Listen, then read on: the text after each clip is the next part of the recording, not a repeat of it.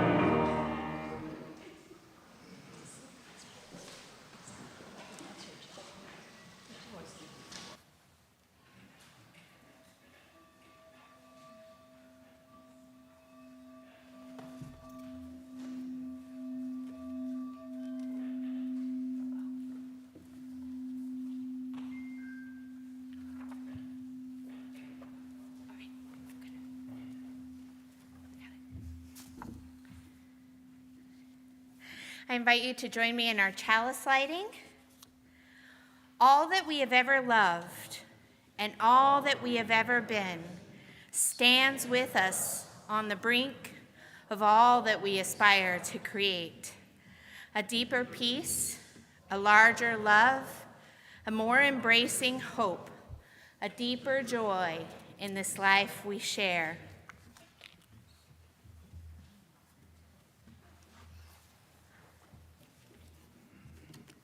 Good morning. I'm Erica Strauss, the Vice President of the Board, and it is my joy to welcome you to St. John's Unitarian Universalist Church.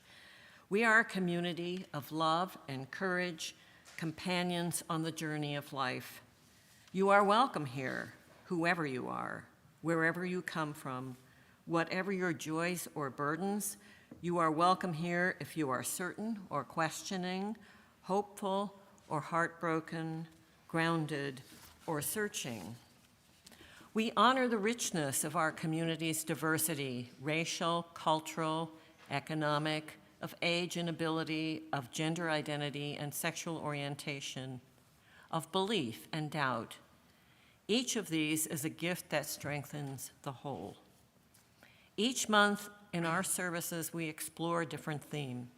This month's theme has been Building Belonging, and we have held a variety of services exploring that theme. There is much happening in the life of our congregation. You can learn more in your order of service, on the screens in the lobby, or in our fellowship hall. For now, please take a moment to silence your cell phones and settle into this place, knowing that you are truly welcome.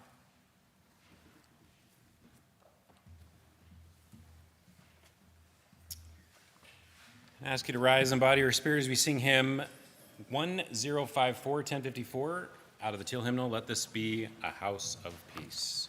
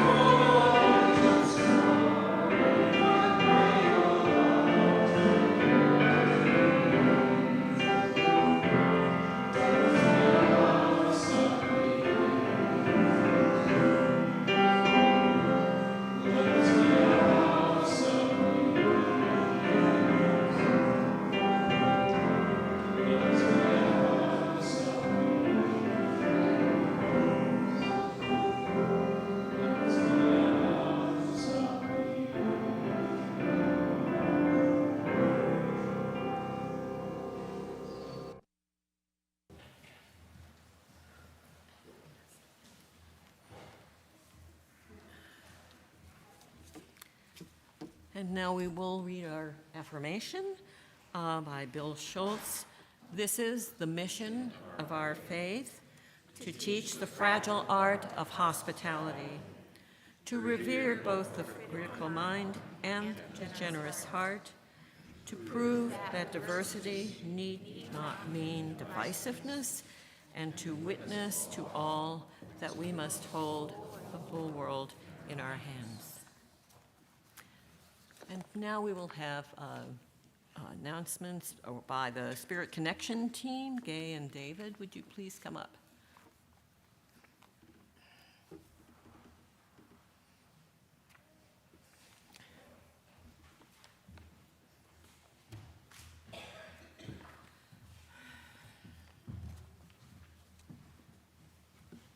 Good morning. Honestly, this morning my message about the importance and the value of teams will be short and sweet. We are already a big, loving, committed team, Team St. John's. Our community is and has worked and thrived through teaming for many years, all thanks to the variety of interests that we all offer. These interests or committees are led by inspired and dedicated St. John members who step up into leadership roles, sometimes over and over and over again. Take a minute just to look around you. What you see is a community of leaders, both seasoned and potential, each of their own gifts to share so that we all grow and we all benefit. I'm going to turn this over to David now, who's going to share his ideas on the importance of younger folks and whole families becoming more involved. Well, the thing is, those of us who have been on the team for a long time, we are, I'll speak for myself. I won't impugn anybody else, but I am not in my first youth. And we kind of need some younger people and some families, to just kind of, give it more. And I'm just going to give I'll just tell a little story about how you kind of just a personal story, how you kind of get the younger people in. You remember the klezmer concert that we had here a few months ago? You know how much fun it was, and we were all dancing and everything. And there was this one really young guy, he was about 22, I guess, and he was, in the back there dancing, and he was a really great dancer. And so, he and I got to talking. And he said, well, how did you hear about this concert? And I said, oh, well, I'm a member here. And he said, oh, really? What kind of church is this?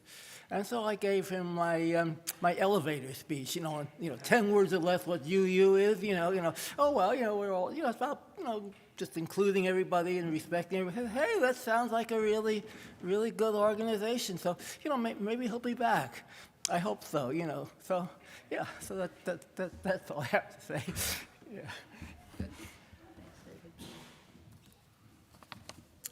One team, a personal favorite of ours, is seeking new members and new leadership. The Spirit Connection team has two main goals. One is to recognize and celebrate folks in our church who work for the good of us all. And second, the team organizes several potlucks during the year to create opportunities for folks to connect with each other and enjoy really yummy food, and a lot of it. Tonight is our final potluck for 2025 from 5 to 7. It's always good food. Bring some to share if you can. If you can't, don't worry, just show up.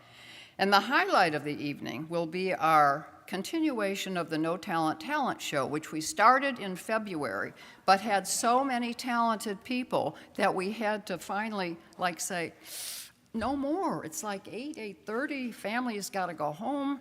So now we have the folks that didn't have their chance in February and new people. So please come. It's very fun. It's your chance to be with other St. Johners, enjoy good food, and please think about the Spirit Connection team as your new home, your new place, because we need members and we need leadership. So give it thought, and we'll see you tonight. Thank you.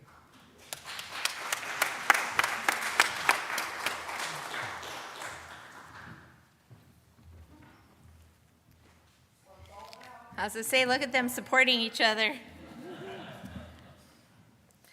Each week, we make time in our service to ground ourselves in what we value. We celebrate and honor our community by sharing our joys and concerns, sometimes silently, sometimes out loud. Here at St. John's, we honor our joys and concerns by coming forward to place stones representing what we carry into the sand of our beloved community. If you would like a joy or concern to be read, please leave them at the table. And if you are joining us online, please enter the joy or concern into chat.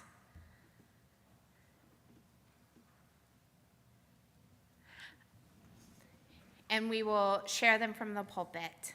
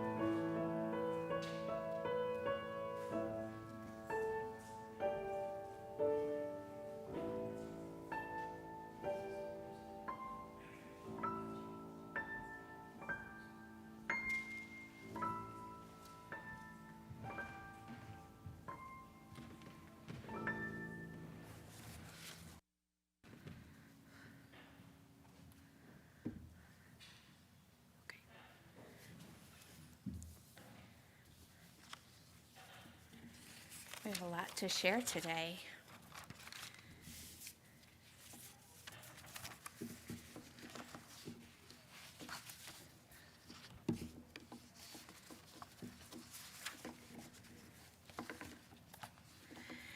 From Tom and Mary Darner, we have some great news.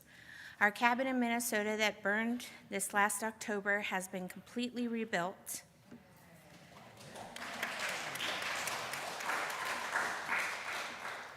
In other less great news, Mary fell in Minnesota and fractured her hip. Fortunately, surgery is not needed. She's back in Cincinnati getting rehab care at the Dupree House, room 211. Mary would enjoy calls and visits. Danny, right? Danny says, I am 10 days sober.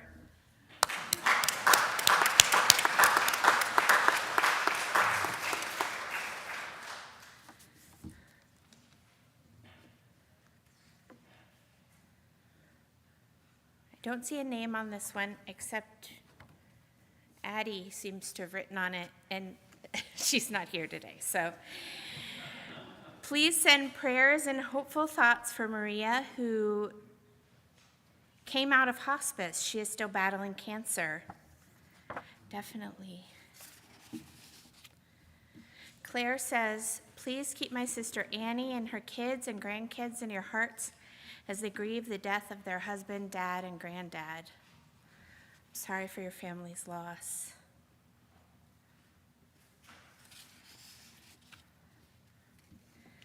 Debbie says that I can be here from Washington State to help as my sister recovers from heart surgery. And online we have Jennifer Lemasters Ritz writes, remembering my dear friend Eric Verboon, who lost his life at age 46 this week, leaving his beloved wife and young son's family and friends. May his spirit be uplifted in love. We're sorry for your loss. And Bill says David Strecker has moved to his new apartment. Lots of St. Johners and others helped him, and it was a great opportunity to be together. Congratulations, David.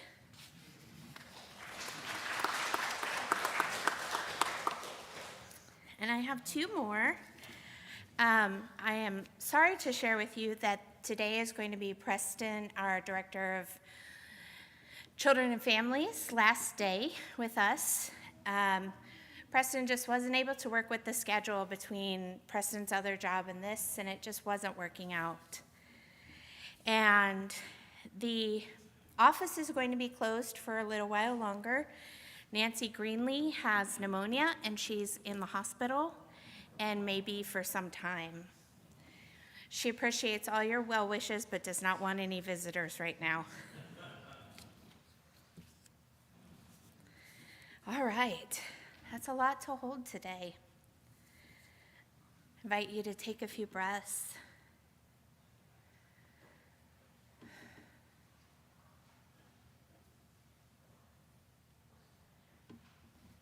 And move into a spirit of prayer meditation with our meditation poem.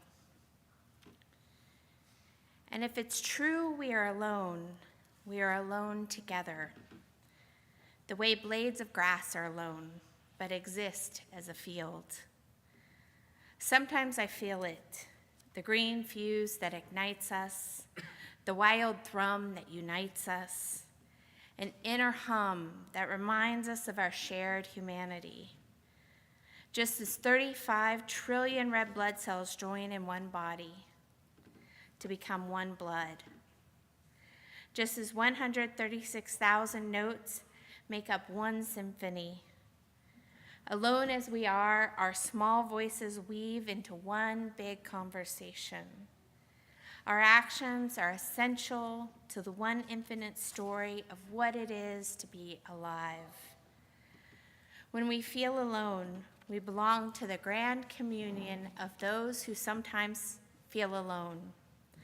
We are the dust that hopes, A rising of dust, a thrill of dust, the dust that dances in the light with all the other dust, the dust that makes the world.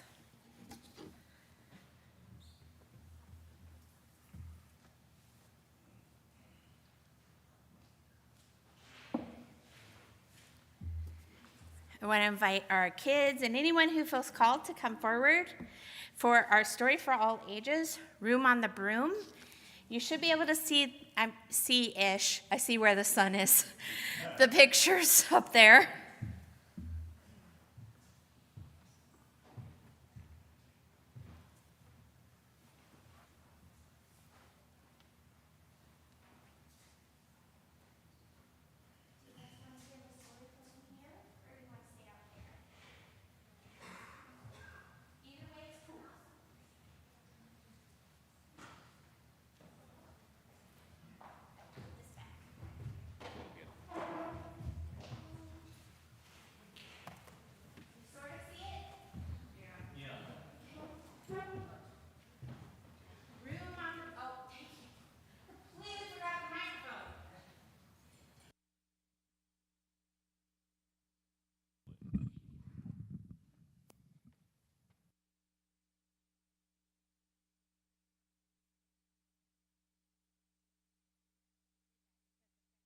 The importance of microphones during the sermon, so I had to forget one.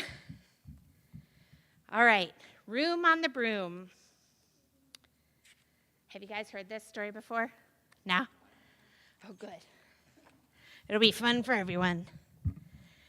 The witch had a cat and a hat that was black and long ginger hair and a braid down her back. How the cat purred and how the witch grinned as they sat on their broomstick and flew through the wind. But how the witch wailed and how the cat spat when the wind blew so wildly, it blew off the hat. Down, cried the witch, and they flew to the ground. They searched for the hat, but no hat could be found. Then out of the bushes on thundering paws, there bounded a dog with the hat in his jaws. He dropped it politely and eagerly said, as the witch pulled the hat firmly down on her head, I am a dog as keen as can be. Is there room on the broom for a dog like me? Yes, cried the witch, and the dog clambered on. The witch tapped the broomstick and whish, they were gone. Over the fields and forests they flew. The dog wagged his tail and the stormy wind blew. The witch laughed out loud and held on to her hat. But away blew the bow from her braid, just like that. Down, cried the witch, and they flew to the ground. They searched for the bow, but no bow could be found. Then out from a tree with an ear-splitting shriek, there flapped a green bird with a bow in her beak. She dropped it politely and bent her head low, then said, as the witch tied her braid in the bow, I'm a bird as green as can be. Is there room on the broom for a bird like me? Yes, cried the witch, so the bird fluttered on. The witch tapped the broomstick and wished they were gone. Over the reeds and rivers they flew. The bird shrieked with glee and the stormy wind blew. They shot through the sky to the back of beyond. The witch clutched her bow, but let go of her wand. No, that's right. Down, cried the witch, and they flew to the ground. They searched for the wand, but no wand could be found. Then all of a sudden, from out of a pond, leaped a dripping wet frog with a dripping wet wand. He dropped it politely, then said with a croak, as the witch dried the wand on the fold of her cloak, I am a frog as clean as can be. Is there room on the broom for a frog like me? Yes, said the witch, so the frog bounded on. The witch tapped the broomstick and wished they were gone. Over the moors and the mountains they flew. The frog jumped for joy, and the broom snapped in two. This is quite the journey. Down fell the cat and the dog and the frog. They went tumbling into a bog. The witch's half broomstick flew into a cloud, and the witch heard a roar that was scary and loud. I am a dragon as mean as can be, and witch with French fries tastes delicious to me. No, cried the witch, flying higher and higher. The dragon flew after her, breathing out fire. Help, cried the witch, flying down to the ground. She looked all around, but no help could be found. The dragon drew near with a glint in his eye and said, just this once I'll have my witch without fries. But just as he planned to begin on his feast, from out of a ditch rose a horrible beast. It was tall and dark and sticky and feathered and furred. It had 4 frightful heads and wings like a bird. And its terrible voice, when it started to speak, was a yowl and a growl and a croak and a shriek. It dipped and it squelched as it strode from the ditch. And it said to the dragon, buzz off, that's my witch. The dragon drew back and he started to shake. I'm sorry, he spluttered. I made a mistake. It's nice to have met you, but now I must fly. And he spread out his wings and was off through the sky. Then down flew the bird and down jumped the frog. Down climbed the cat and phew, said the dog. And thank you, oh thank you, the grateful witch cried. Without you I'd be in that dragon's inside. Then she filled up her cauldron and said with a grin, find something, everyone, throw something in. So the frog found a lily, the cat found a cone, the bird found a twig, and the dog found a bone. They all threw them in, and the witch stirred them well. And while she was stirring, she muttered a spell. Iggity, ziggity, zaggity, zoom. Then out rose a truly magnificent broom, with seats for the witch and the cat and the dog, a nest for the bird and a pool for the frog. Yes, cried the witch, and they all clambered on. The witch tapped the broomstick, and whish, they were gone. The end.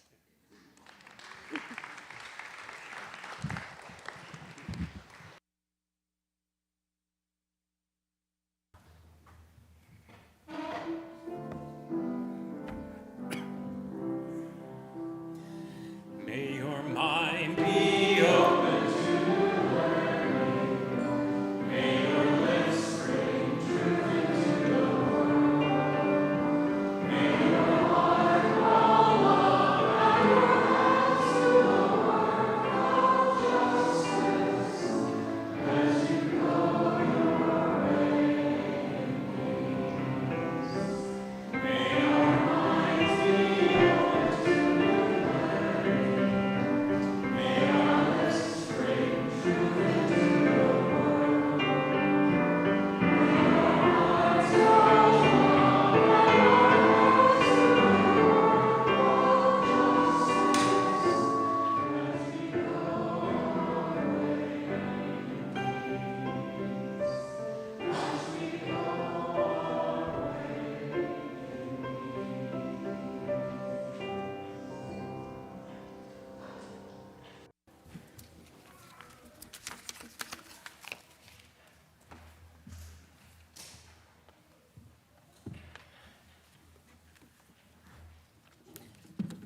Our offering words today are by the Reverend Erica Hewitt. The offering that we take each Sunday isn't just a stale habit. It's an opportunity to recommit to this place and to the people, Our offering is an affirmation, a yes. When we give, we say yes to something we value. With our gifts, freely given, may we say yes to the values of our faith. May our offering help us practice Unitarian Universalism within and beyond this congregation as tools to empower our mission. St. John's is committed to creating a safe and caring community, working for peace and social justice, and celebrating beliefs that respect freedom of thought. Thank you.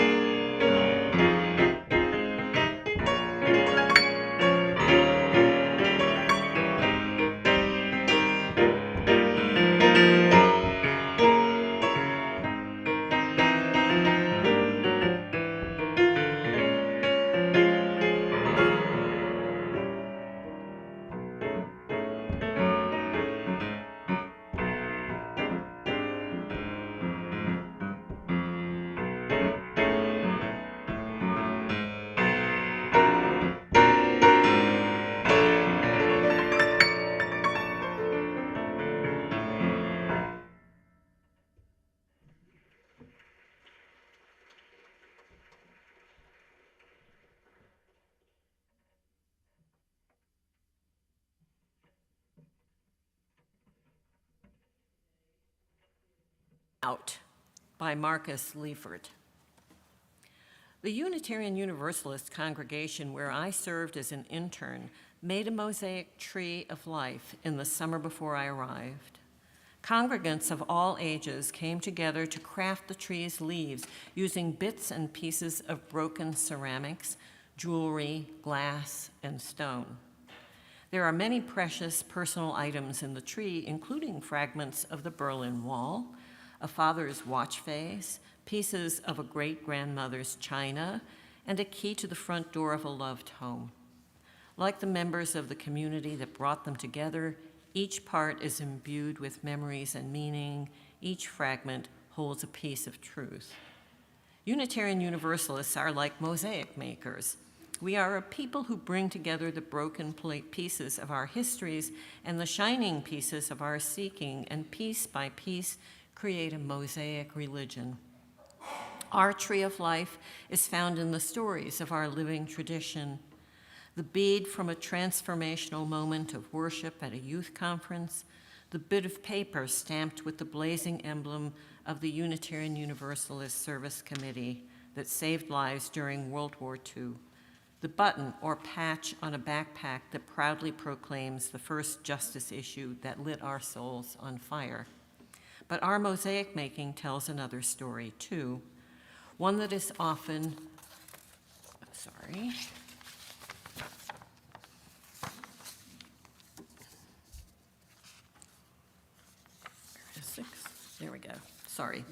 often difficult to see, one that is essential to the purpose of religious community, one that lies not in the beautiful and broken bits and pieces, but in the grout.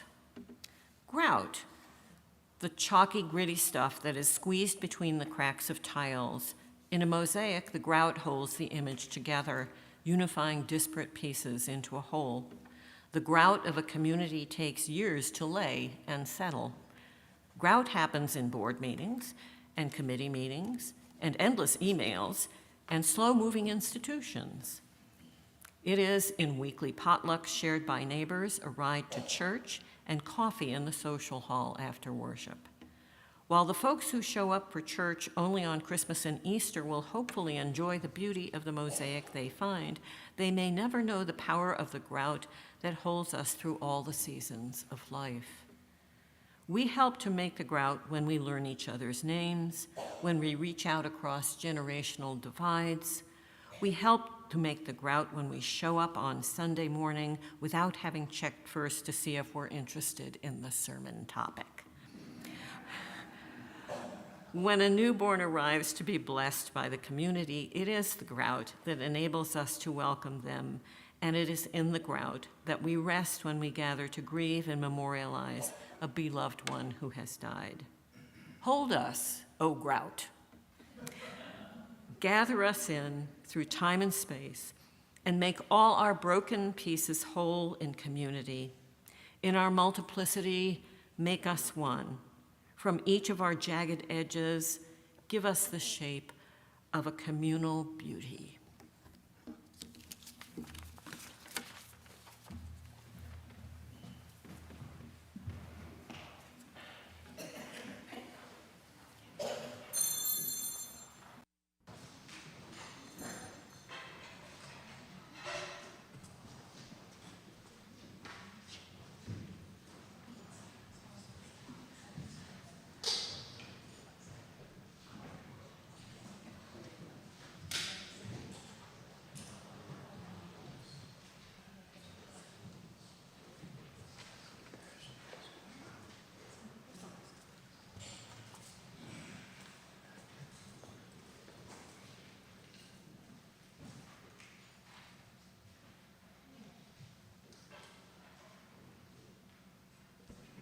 Our soloist today is Amara Ullman, so thank you, Amara.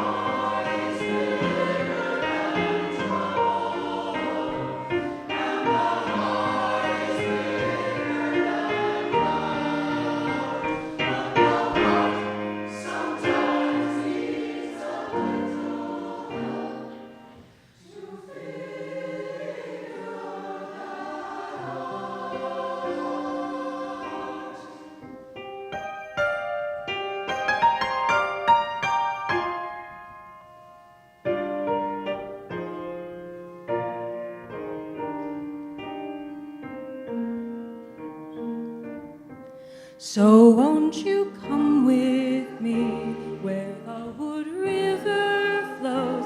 The little wood river knows that it goes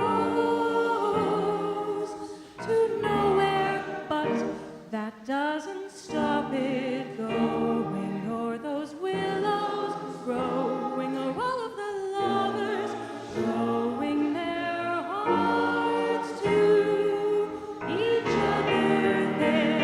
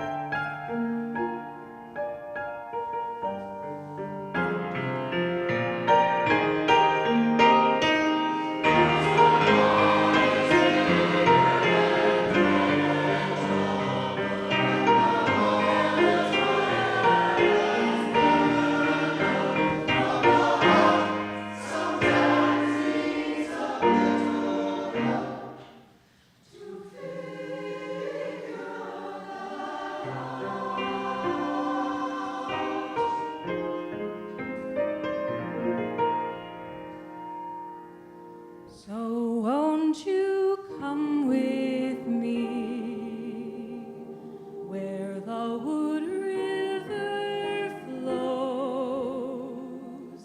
The little wood river knows.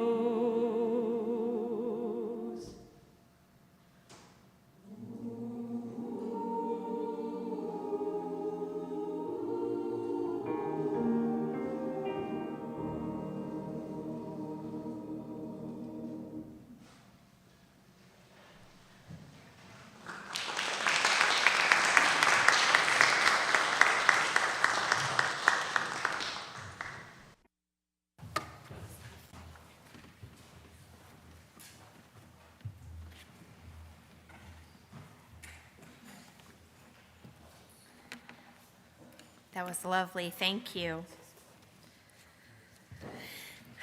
I love that in our Story for All Ages today, the witch joyfully welcomed each animal that requested space on the broom. Everyone she met, she welcomed. And when it broke her broom, and when the dragon attacked, it was those she welcomed that banded together to save her. But you know what the best part was?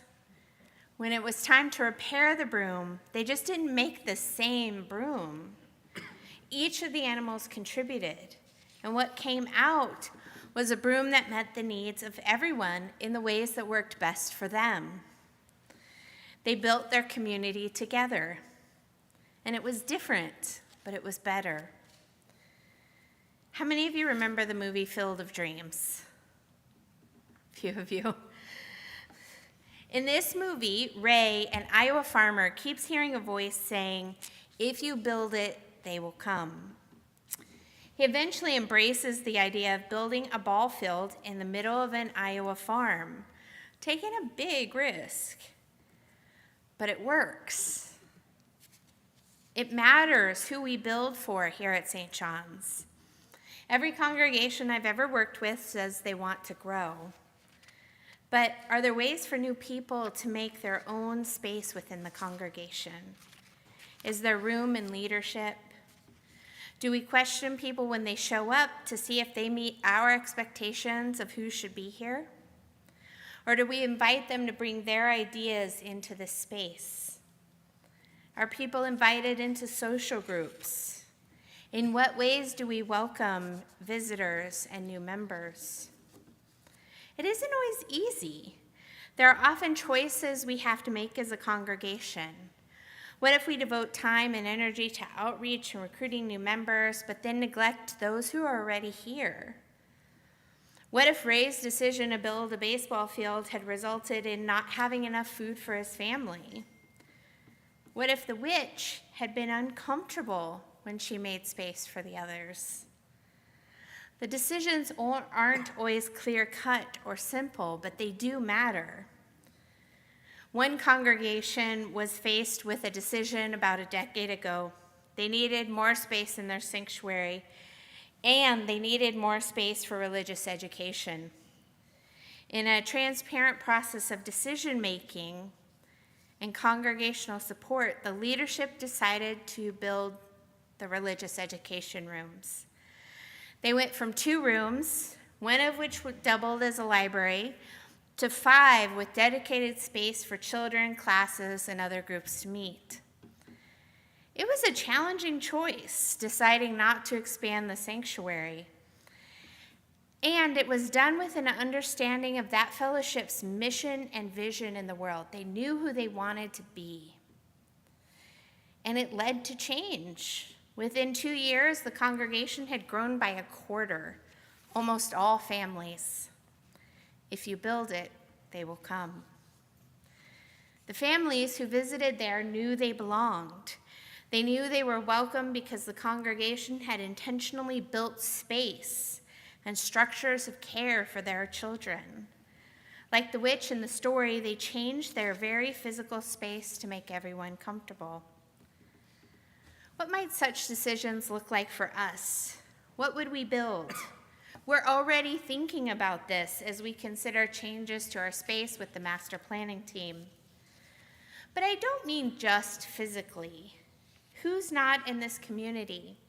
Or who is in this community that we could make more comfortable? Where do we invest our time and energy to welcome people, create space for them? Do we ever challenge ourselves to welcome people who have different backgrounds, needs, experiences, or possibly even ideas that we aren't sure we understand? Intentional radical hospitality creates a place and a situation where a person entering our congregation could feel like they belong from the beginning. Now, hospitality does not always involve big flashy efforts noticed or praised by all. Radical hospitality often involves little moments of intention, a kind word of greeting in Zoom or on YouTube, a clean space, swept floors, appropriate space for anyone who might come, and technology that allows people to access the services, including hearing loops, our microphones, and our lift. A well-maintained sound system, an accessible website, programs that not only meet our own needs, but the needs of those who might show up tomorrow. Hospitality is preparing our space as much as possible to be welcoming. Imagine coming into a new space and finding people ready for you. Imagine being able to participate fully and comfortably, especially if you don't find that everywhere you go. This can be a challenge for congregations, especially in this time of multi-platform services and limited budgets. The pandemic changed so much about how we do church together. We account for the fact that our congregations are both in person and online, that our meetings need to allow people the chance to participate from home, that people are going to have different comfort levels around space and touch, that needs have changed for adult and children around religious education. As we continue to adapt and consider what it means to invite more people with a variety of needs and perspectives more fully into this space, to allow all of us to have a part in shaping our community, we want our services, our meetings, and other gatherings to be accessible. And this can include large and small decisions. Consistent use of the microphone is one of the easiest and least budget-related ways to make individuals with hearing challenges feel welcome. Other ways can include things like making sure your pulpit is accessible. St. John's has moved in that direction. Is there more we can do? Some congregations provide access to Braille or large print hymnals and can ensure there are a number of ways to access provided materials. We make sure there are chairs with arms for people who need that, and chairs without arms for people who are more comfortable that way, and spaces without chairs for people who need that. We can't prepare the physical space in advance for every situation or everyone, of course, but intentional choices we make as a congregation prepare us to respond to whomever comes our way. We can prepare to let people know that they belong. For those of you who haven't met my wife yet, Virginia is shorter than the average person.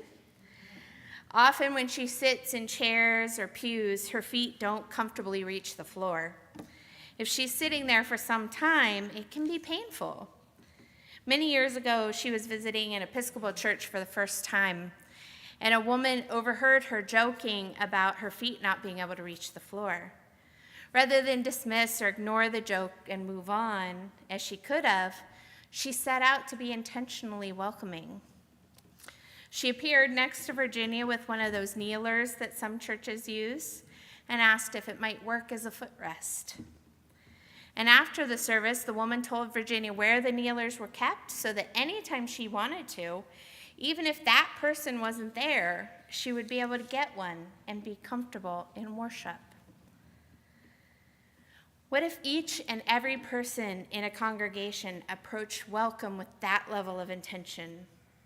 Each and every one of us is a member of the membership committee, responsible for the welcome of St. John's.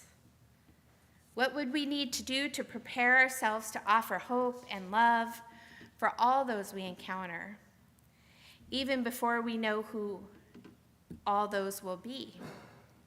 What would it look like to live as a people focused on radical hospitality? The first formal line of welcome is our greeters and ushers. I want to take a moment to thank all of you who have welcomed members, friends, and visitors in this congregation, both in person and online over the years. If you've ever been a greeter or an usher, I invite you to make yourself known. Raise your hand or stand.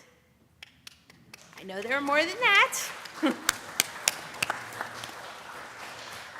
Now I invite the rest of you to stand or raise your hand. Everyone. Yes, everyone. You're good. Because creating a house of hospitality is not just a formal role. Clap for everybody. We all welcome one another. We all create that attitude, the spirit that welcomes the guest, the stranger into this space. As we say every Sunday in our affirmation, this is the mission of our faith, to teach the fragile art of hospitality, to revere both the critical mind and the generous heart, to prove that diversity need not mean divisiveness, and to witness to all that we must hold the whole world in our hands. In other words, to be Unitarian Universalist is to practice intentional hospitality. It's not an optional spiritual practice or a job for those who have just certain roles in the congregation. It is central to who we are. Building belonging means creating a space of intentional hospitality, a space where someone who has never been here before feels like they could belong. And that's only the first step. Hospitality can be fragile and difficult to sustain because sometimes guests want to stay, to become part of the family. And as the Jefferson Airplane song, "Somebody to Love," says, there's nothing worse than when your friends treat you like a guest. It's one thing to prepare for and welcome a guest into your home, but radical, intentional hospitality calls us to get ready for the next step, to allow people in fully, to prepare ourselves to welcome them not only as guests, but as family, to move from preparing our space for them to sharing this space, dissolving the notion of us and them. Hospitality means welcoming the guest, yes, but it also means preparing ourselves to allow guests to join us in making decisions, decorating the house, preparing the food, and welcoming those who come next.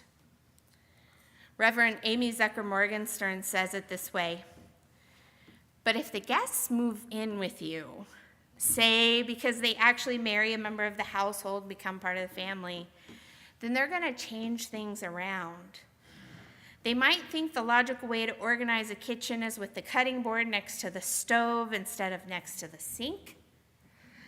They might even want to rearrange the furniture or paint the walls a different color. A new member of church might have a different favorite hymn, one you cannot stand. They might have political opinions that clash with yours. They might be so thrilled to discover that you have a variety of spiritual paths that they choose one different from yours. And if this has become their home, they're going to have just as much right to say how things are done as you are. Yikes. Yikes indeed. And that is our call. In all its joyful risk and unknown reward, we are called to an intentional, radical hospitality when it is easy and when it is hard. My beloved spiritual companions, when we practice radical hospitality, preparing this space and ourselves for whomever might come our way, we risk allowing ourselves to be impacted, to be changed by those who come. Are we ready for that? Are we ready to welcome people who want to change the way it's always been done? It is the mission of our faith to learn the art of hospitality and then to practice it in our homes, in our congregations, and in our world. How would the world be different? May we always be prepared to practice with intention. After all, we never know when we might be called to remake our rooms. May it be so. Amen. All right, I'm going to give you a couple of minutes for greeting your neighbor. And your prompt today is to tell people what your favorite building is. Now, this can be your house, a cabin in the woods, or like the Eiffel Tower, whatever that building in downtown Cincinnati with the cone thing on it. Any of that. I don't know what that building is. You know, it's got like the curvy top stripes. Prudential or something? All I know is when I first moved to Cincinnati, that building wasn't. It was being built and finished when we first moved to Cincinnati in 2000. It hasn't quite an impact. It's got a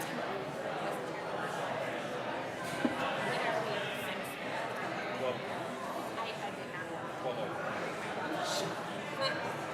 Great, then we're going to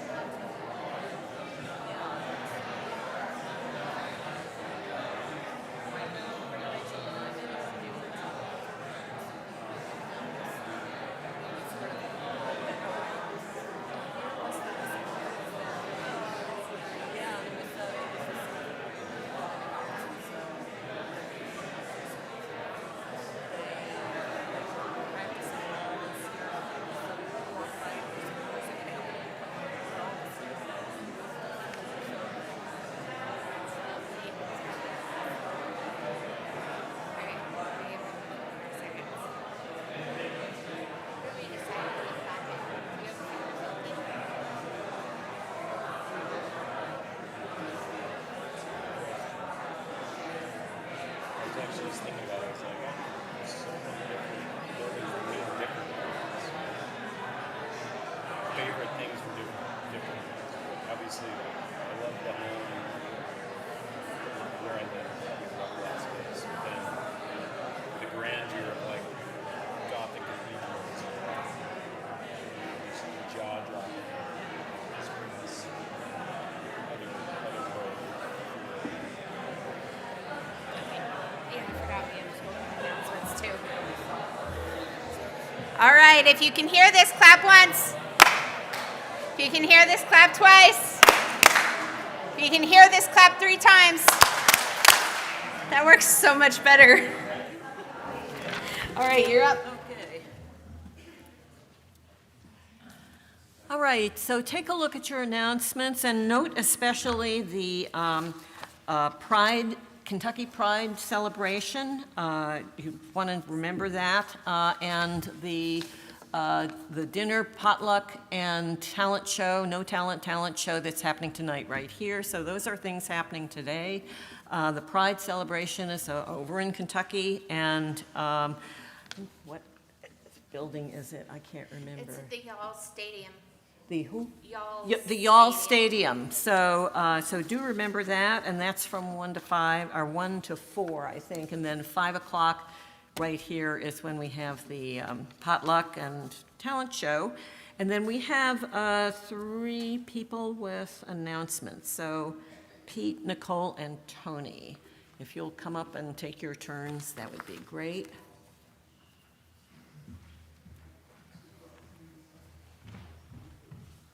Carpe Micro.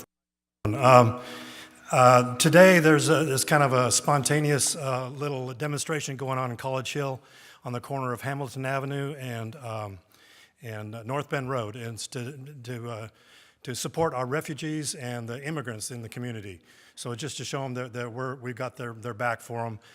It's from 3 to 5 on the corner of that Hamilton Avenue and North Bend Road. Invite anybody that is in the neighborhood to come on by and say hi.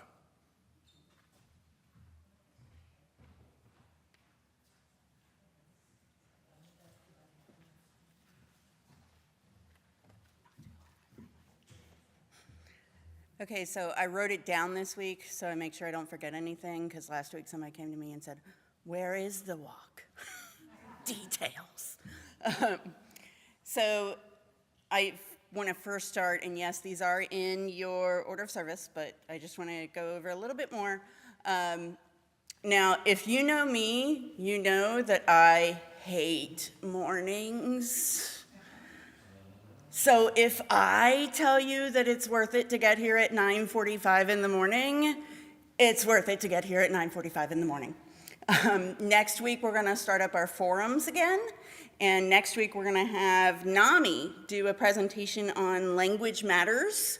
And that's really going to help about how you speak matters to the stigma for or against mental health. So I definitely recommend you come at 9:45 for that. Then after service is the Out of the Darkness Walk. It's as part of our social justice outreach.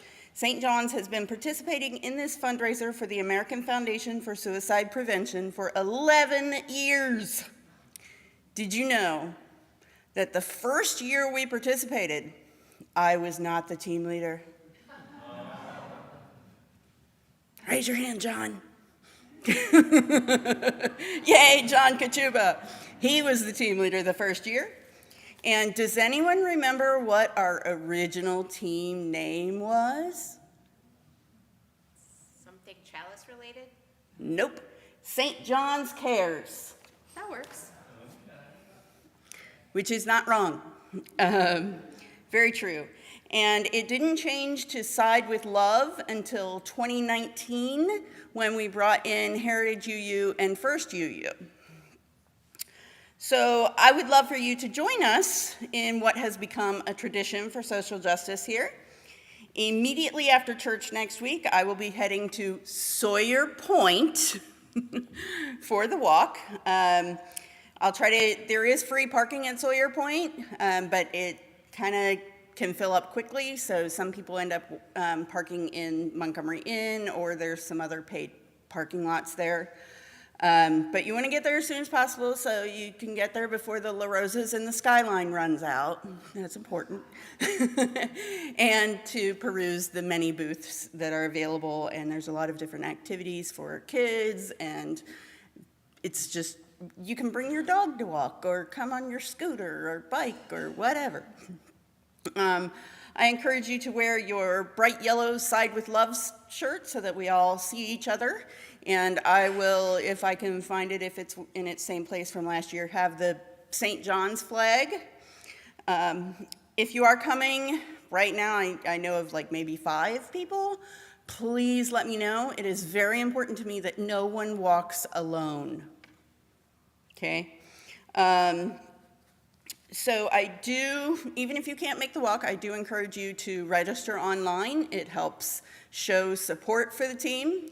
Admittedly, it is far more difficult than it needs to be. So I will be out there ready and willing to help with 2 computers for anyone that needs help. And even if you don't want to register or don't want to deal with online, we're happy to accept cash and check donations too. Let's see. And in fact, this year we've gotten a record number of team donations that are not designated towards any individual person. So speaking of teams, out of 158 teams this year, we have raised so far $1,225. Woohoo! And we are currently in 12th place. Woohoo! As of right now, if we were to meet our goal of $2,500, we would be in 5th place. Just saying. So I want to finish off with a bit more history. Our most generous year was 2019, when we raised $2,970.50. In 2016, we topped at 41 registered members and 28 walkers that showed up at the walk. And over the past 11 years, we have raised, drum roll please, $20,577.73. Go St. John's! So I invite you to join us again next week for this social justice outreach to benefit the American Foundation for Suicide Prevention, immediately after church at Sawyer Point. Wear your bright yellow shirt, and I will see you there. Thank you.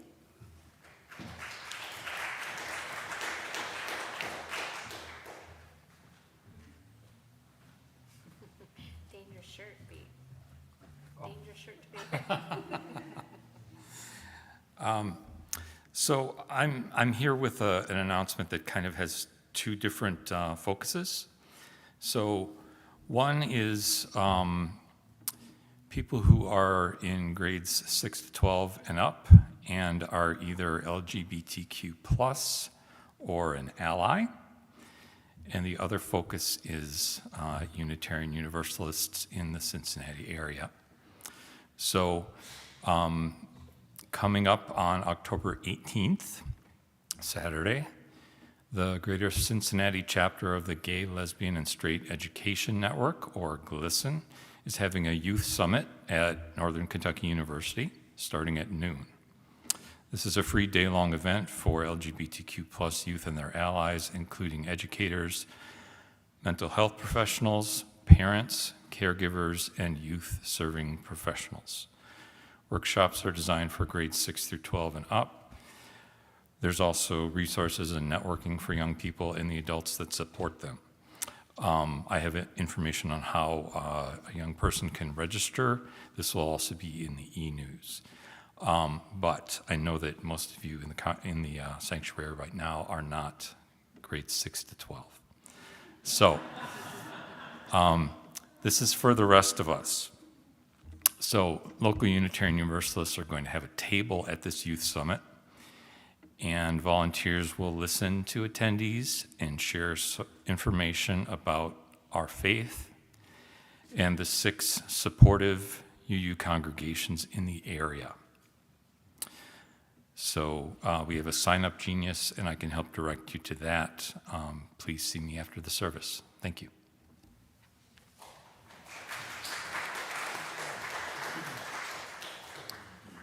We're just going to sing our closing hymn through one time, no round, just one time. Here we go, Building Bridges. Please rise and body your spirit, 1023.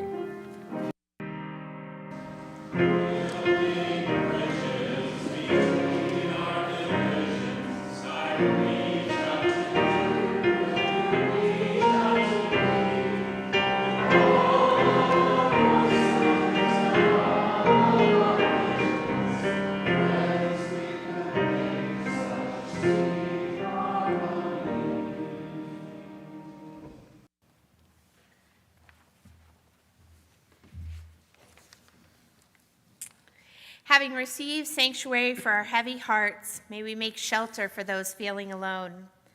Having been renewed in spirit, may we remind others why hope is always worth the risk.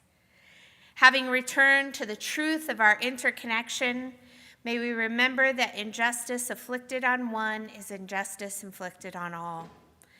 And having received the blessing of belonging, may we work to widen the circles that have kept others out for far too long. Go in peace, go in love.